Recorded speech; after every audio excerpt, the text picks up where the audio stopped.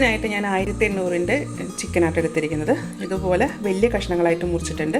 ഇതൊരു 12 പീസുണ്ട്. അപ്പോൾ ഇത് ഒരു 5 പേർക്ക് വേണ്ടിയിട്ടാണ് ഞാൻ ഉണ്ടാക്കുന്നത്. അപ്പോൾ ഇനി ആദ്യമേ ഈ ചിക്കൻ ഒന്ന് മാരിനേറ്റ് ചെയ്യണം.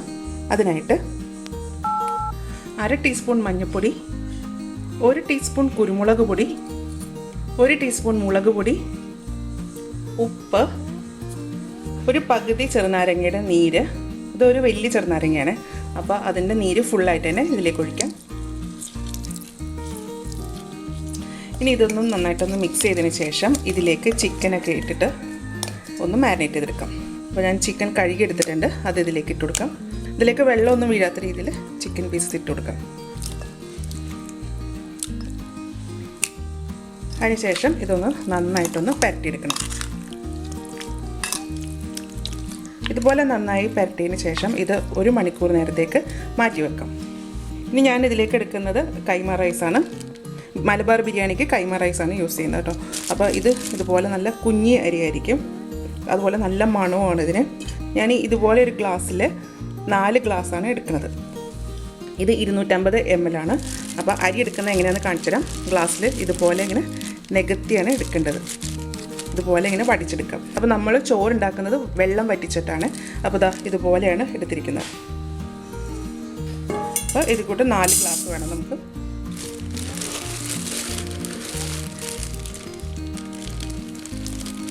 എടുക്കുമ്പോൾ വടിച്ച് തന്നെ എടുക്കുക കേട്ടോ. അതല്ലാന്നുണ്ടെങ്കിൽ നമ്മൾ വെള്ളം വറ്റിക്കുമ്പോൾ കറക്റ്റ് ആകത്തില്ല. 3 4 ഇത് നന്നായി കഴുകിയെടുത്തതിന് ശേഷം ഇതിലെ വെള്ളമൊക്കെ നന്നായിട്ട് ഊറ്റിക്കളഞ്ഞു. ഇനി ഇത് കുതിർത്തൊന്നും വെക്കേണ്ട ആവശ്യമില്ല, അല്ലാണ്ട് തന്നെ നമുക്കിത് ഉണ്ടാക്കാം. ഇനി ചോറൊന്ന് വേവിച്ചെടുക്കാം. ചോറ് വേവിക്കാൻ വേണ്ടി ഒരു പാത്രം ചൂടാക്കാൻ വെച്ചിട്ടുണ്ട്. ഇതിലേക്ക് 1.5 ടേബിൾ സ്പൂൺ നെയ്യ് ചേർക്കാം. ഇത് 6 kg ആണ്. ഇതിലേക്ക് 4 ഏലക്ക, ഒരു വലിയ കഷ്ണം കറുവപ്പട്ട, ഒരു ജാതിപത്രി, 8 ഗ്രാമ്പൂ, ഒരു ബേ ലീഫ്. ഇനി ഇത് എണ്ണയിലൊന്ന് നന്നായിട്ട് മൂപ്പിക്കണം. അത് മൂത്തിട്ടുണ്ട്. ഇതിലേക്ക് നമ്മൾ കഴുകി വെച്ചിരിക്കുന്ന അരി ഇട്ട് കൊടുക്കാം. ഈ അരി നെയ്യിൻ്റെ അകത്തിട്ടിട്ട് നന്നായിട്ടൊന്ന് റോസ്റ്റ് ചെയ്യണം. ഇതുപോലെ റൈസ് നമ്മൾ വറുത്തിട്ടുണ്ടാക്കുകയാണെന്നുണ്ടെങ്കിൽ ബിരിയാണിക്ക് നല്ലൊരു ടേസ്റ്റ് ആയിരിക്കും. അപ്പോൾ ഇത് നന്നായിട്ടൊന്ന് മൂത്ത് വരണം. ഇപ്പോൾ നമ്മുടെ റൈസ് ഒന്ന് മൂത്തിട്ടുണ്ട്. ഇങ്ങനെ ചെറുതായിട്ട് പൊട്ടുന്ന സൗണ്ട് കേൾക്കാം. ഇനി ഇതിലേക്ക് വെള്ളം ഒഴിക്കാം. വെള്ളം ഒഴിക്കുമ്പോൾ ശ്രദ്ധിക്കേണ്ടതെന്ന് വെച്ചാൽ ഞാൻ ഈ ഗ്ലാസ്സിലാണ് അരി അളന്നെടുത്തത്.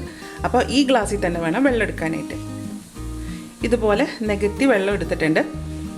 4 ഗ്ലാസ് അരി എടുത്തിരിക്കുന്നത് കൊണ്ട് 8 ഗ്ലാസ് വെള്ളമാണ് ഞാൻ ഇതിലേക്ക് ഒഴിക്കുന്നത്.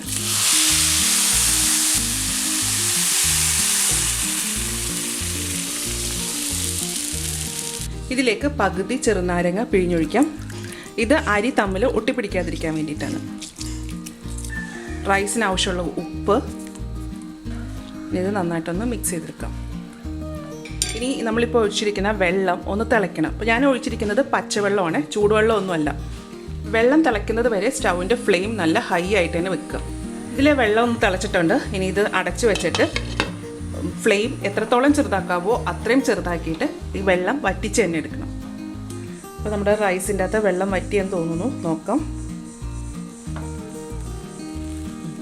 ഇത് നന്നായിട്ട് വെള്ളം വറ്റിയിട്ടുണ്ട് കേട്ടോ. ഈ റൈസ് ഒരു 3/4 വേവ് ഒക്കെ ആയിട്ടുണ്ട്. ഒരു ചെറിയൊരു കല്ലുപ്പ് പോലെ ഉണ്ട്. അപ്പം ഇതിങ്ങനെ അതിനെ അടച്ചിട്ട് ഒന്ന് മാറ്റി വെക്കാം. അപ്പോൾ നമ്മൾ ഇനി ദം ഇടുമല്ലോ, ദം ഇടുമ്പോഴത്തേക്ക് ഇത് കറക്റ്റായിട്ട് വേകുകയും ചെയ്യും. പിന്നെ അതുപോലെ ചിക്കനൊക്കെ വെന്ത് വരും സമയമുണ്ടല്ലോ. ബിരിയാണിയുടെ മുകളിൽ കുറച്ച് സവാള വറുത്തിടാൻ വേണ്ടിയിട്ട് അല്ലെങ്കിൽ ഗാർണിഷ് ചെയ്യാൻ വേണ്ടിയിട്ട് ഒരു വലിയ സവാള നല്ല കനം കുറച്ച് അരിഞ്ഞു വെച്ചിട്ടുണ്ട്. ഇനി ഇതൊന്ന് വറുത്തെടുക്കണം. സവാള വറുക്കാൻ വേണ്ടിയിട്ട് ഒരു ചീനച്ചട്ടി ചൂടാക്കാൻ വെച്ചിട്ടുണ്ട്. ഇതിലേക്ക് ഞാൻ ഡാൽഡയാണ് യൂസ് ചെയ്യുന്നത്. ഡാൽഡ അല്ലെങ്കിൽ നെയ്യ് ഉപയോഗിക്കാം കേട്ടോ. അപ്പോൾ ഇതൊരു 100 ml ഡാൽഡയാണ്. ഈ ഡാൽഡ ഫുള്ളായിട്ട് തന്നെ ഇതിലേക്ക് ഇട്ട് കൊടുക്കാം. ഡാൽഡ ചൂടായി കഴിയുമ്പോഴത്തേക്കും ഇതിലേക്ക് എടുത്തു വെച്ചേക്കുന്ന സവാള ഇട്ട് കൊടുക്കാം. അപ്പോൾ ഇത് ഒരുപാട് ഇങ്ങനെ തിക്കി നിറച്ചിടേണ്ട ആവശ്യമൊന്നുമില്ല. ഇത് കുറച്ചിട്ടിട്ട് ഒരു ബ്രൗൺ നിറം ആകുന്ന വരെ ഒന്ന് ഫ്രൈ ചെയ്തെടുക്കാം.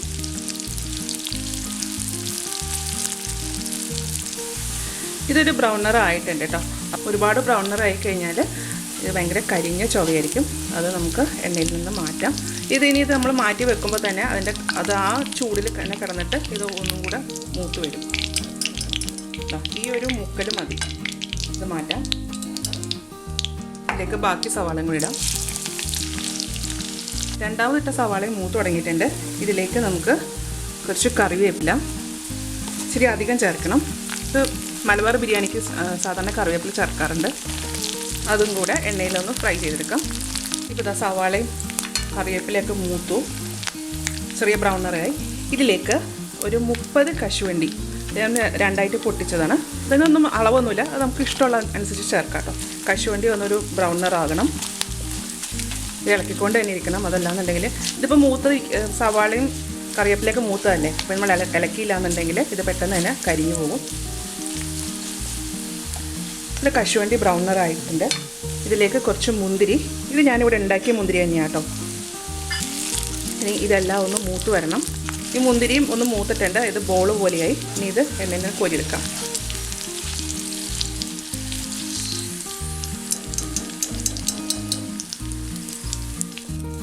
ഇത് കണക്കെയാണ് നമ്മൾ സവാളയും കശുവണ്ടിയും മുന്തിരിയും കറിവേപ്പിലയൊക്കെ ഒന്ന് വറുത്തെടുത്തേക്കണം കേട്ടോ. ഇത് നമുക്ക് ലാസ്റ്റ് ഗാർണിഷ് ചെയ്യാൻ വേണ്ടിയിട്ടാണ്. ഇതങ്ങോട്ട് മാറ്റി വെച്ചേക്കാം.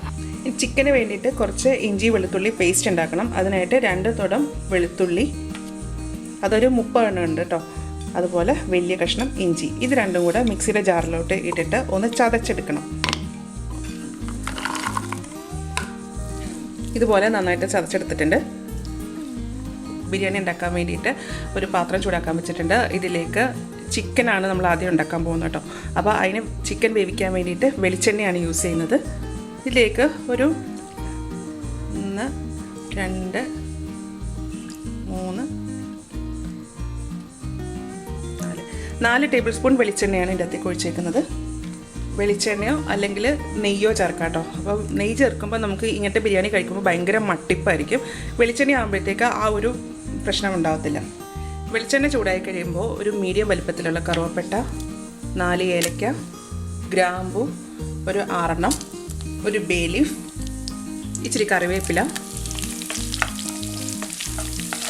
ഇത് മൂത്ത് കഴിയുമ്പോഴേക്കും 2 വലിയ സവാള ചെറുതായിട്ട് അരിഞ്ഞത് അത് ഇതിലേക്ക് ഇട്ട് കൊടുക്കാം.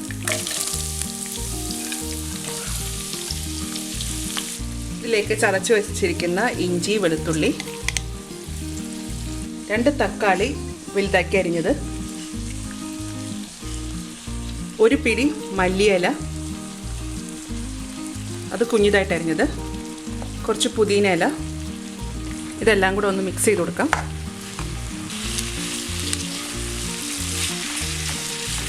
ഇതിലേക്ക് കുറച്ച് ഉപ്പ്, 1/2 ടീസ്പൂൺ മഞ്ഞൾപ്പൊടി, 1.5 table spoon garam masala powder, കുറച്ച് പച്ചമുളക്. ഇതിങ്ങനെ ഫുള്ളായിട്ട് ഇടാം. കീറേണ്ട ആവശ്യമില്ല കേട്ടോ. കീറിക്കഴിഞ്ഞാൽ അത് ഭയങ്കര എരിവായിരിക്കും.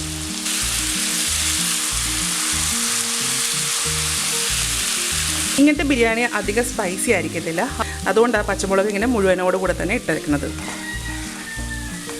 2 table spoon biryani masala powder. മാർക്കറ്റിൽ നമുക്ക് ബിരിയാണി മസാല എന്ന് പറഞ്ഞ് മേടിക്കാൻ കിട്ടും. ഇനി ഇതെല്ലാം കൂടെ ഒന്ന് മിക്സ് ചെയ്യണം. 3/4 കപ്പ് അധികം പുളിയില്ലാത്ത തൈര്.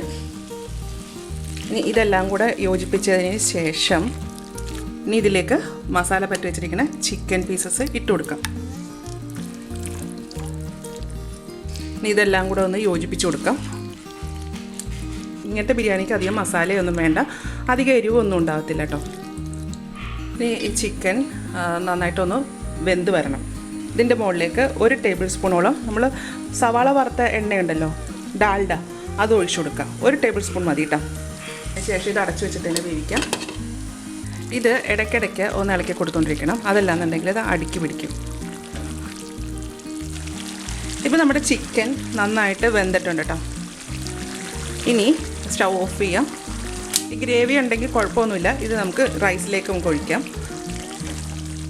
ഇനി ഇത് ദമ്മിടാം. ഇനി ദമ്മിടാൻ വേണ്ടിയിട്ട് ഒരു പാത്രം വെച്ചതിന് ശേഷം ഇതിലേക്ക് നമ്മൾ വേവിച്ച് വെച്ചിരിക്കുന്ന ചിക്കൻ ഇട്ട് കൊടുക്കാം. ഇങ്ങനെ ചിക്കൻ ഇട്ടതിന് ശേഷം നമ്മൾ വറുത്ത് വെച്ചിരിക്കുന്ന സവാള, കശുവണ്ടി, കറിവേപ്പിലയൊക്കെ ഉണ്ടല്ലോ, അതിൽ നിന്ന് കുറച്ച് ഇതിലേക്ക് ഇട്ട് കൊടുക്കാം. ഇനി ഇതിൻ്റെ മുകളിലേക്ക് നമ്മൾ വേവിച്ച് വെച്ചിരിക്കുന്ന ചോറിട്ട് കൊടുക്കാം. ഇതിങ്ങനെ ഒന്ന് ഇതായിട്ട് ഉലർത്തി ഇട്ട് കൊടുക്കണം കേട്ടോ. ഇതുപോലെ ഒരു ലെയറായിട്ട് തന്നെ ചോറിട്ട് കൊടുക്കാം. ചോറിട്ടതിന് ശേഷം നമ്മൾ ചിക്കൻ്റെ ഗ്രേവി ഉണ്ടല്ലോ അത് ഇതിൻ്റെ മുകളിലേക്ക് ഒന്ന് ഒഴിച്ചു കൊടുക്കാം. ഇതിലേക്ക് കുറച്ച് മല്ലിയില പുതിനയില അരിഞ്ഞത് ഇട്ട് കൊടുക്കാം. അതിനുശേഷം വീണ്ടും റൈസ് ഇട്ട് കൊടുക്കാം. റൈസ് ഇട്ടതിന് ശേഷം ഇതൊന്ന് ജസ്റ്റ് ഒന്നിങ്ങനെ പ്രസ് ചെയ്ത് കൊടുക്കാം.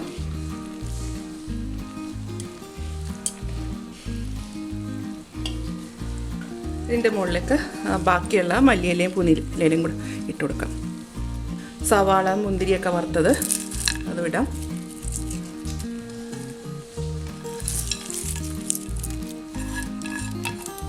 ഇതിൻ്റെ മുകളിലേക്ക് 1 ടേബിൾ സ്പൂണോളം സവാള വറുത്തത് ഡാൽഡ അതൊഴിച്ചു. പിന്നെ വേണമെന്നുണ്ടെങ്കിൽ നമുക്ക് പൈനാപ്പിൾ കട്ട് ചെയ്തിട്ട് അതൊക്കെ ചേർക്കാം കേട്ടോ.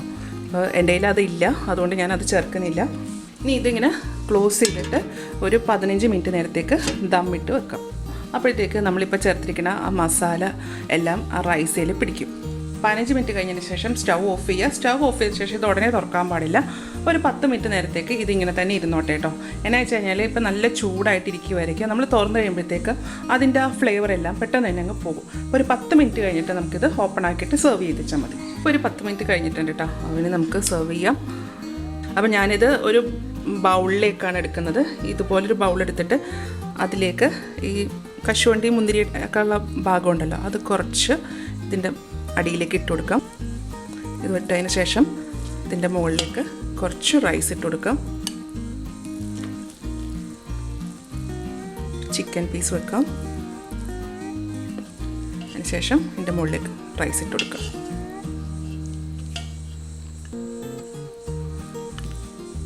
റൈസ് ഇട്ട് കൊടുക്കുമ്പോൾ ഒന്ന് പ്രസ് ചെയ്ത് കൊടുക്കണം. അതല്ലാന്നുണ്ടെങ്കിൽ നമ്മളിനി ഇത് ഡീമോൾഡ് ചെയ്യുമ്പോഴത്തേക്ക് പൊട്ടിപ്പോവും. അപ്പോൾ പ്രസ് ചെയ്ത് തന്നെ വെക്കാം. അപ്പോൾ ഇത് നല്ലപോലെ ഇങ്ങനെ പ്രസ് ചെയ്ത് തന്നെ വെക്കാം. അപ്പോൾ ഞാനിതൊരു സെർവിങ് ബൗളിലേക്ക് മാറ്റിയിട്ടുണ്ട് കേട്ടോ. ഇത് നല്ല ടേസ്റ്റി ആയിട്ടുള്ള ഒരു ബിരിയാണിയാണ്. ഇത് മലബാറിൽ കൂടുതലും കല്യാണത്തിനും സൽക്കാരം അങ്ങനെയുള്ള വിശേഷ ദിവസങ്ങളിലൊക്കെയാണ് ഇതുപോലെയുള്ള ബിരിയാണി ഉണ്ടാക്കുന്നത് കേട്ടോ. നല്ല ടേസ്റ്റാണ് ഇത് കഴിക്കാനായിട്ട്. അപ്പോൾ ഇതുപോലെ ഒന്ന് ഉണ്ടാക്കി നോക്കിയിട്ട് ഇതിൻ്റെ അഭിപ്രായം എൻ്റെ കമൻറ്റ് ബോക്സിൽ. എൻ്റെ ചാനൽ ആദ്യമായിട്ടാണ് കാണുന്നതെങ്കിൽ സബ്സ്ക്രൈബ് ചെയ്യുക. വീഡിയോ ഇഷ്ടമായിരുന്നുണ്ടെങ്കിൽ ലൈക്ക് ചെയ്യുക, ഷെയർ ചെയ്യുക. അപ്പോൾ ഇനി അടുത്ത ദിവസം അടുത്ത റെസിപ്പി ആയിട്ട് കാണാം. താങ്ക്